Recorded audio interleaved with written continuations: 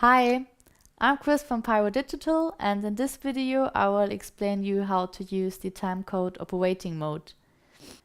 The FCA field controller can run on a highly precise internal clock or can be synchronized with an external linear timecode. These external timecodes can be transmitted via audio signals.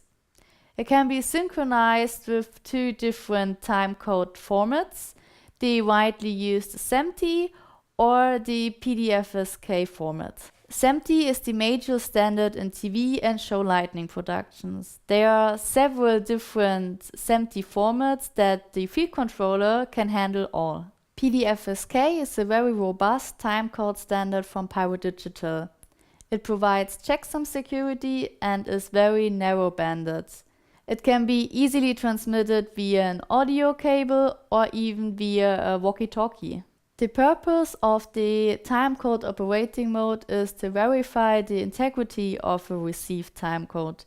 You can use the Timecode Operating Mode to check the incoming signal without the necessity of entering any fire mode. In this operating mode, the incoming frames are displayed directly and are not converted.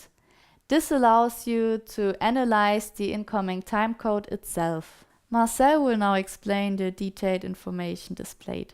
Hi, in order to check the PD-FSK timecode, we go to the Timecode Monitoring mode and then we choose PD-FSK. Now we play some PD-FSK timecode to the field controller. We already hear the start sound of the PD-FSK and now the frames are coming in. On the right hand side we can see the incoming frames on the display, and on the left hand side we can see the PD-FSK indicator that is blue and shows us that the PD-FSK is in sync. On the left hand side we have the error frame counter that we can use to verify if the timecode is coming in stable. It will count up every time it sees an invalid timecode frame that is detected. So we will now generate some error frames by simulating a broken cable. So now let's also check some SMPTE timecode that comes into the field controller. Therefore, we select the SMPTE option, and now we place some SMPTE timecode to the field controller.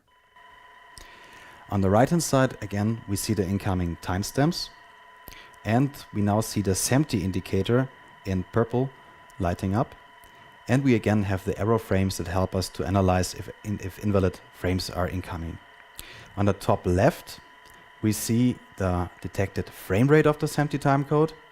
And on the top right, we see the offset. The offset is a separate option that allows you to shift the incoming time that will be explained in a separate SMPTE video.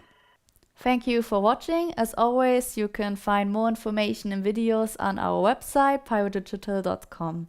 See you in the next episode. Bye!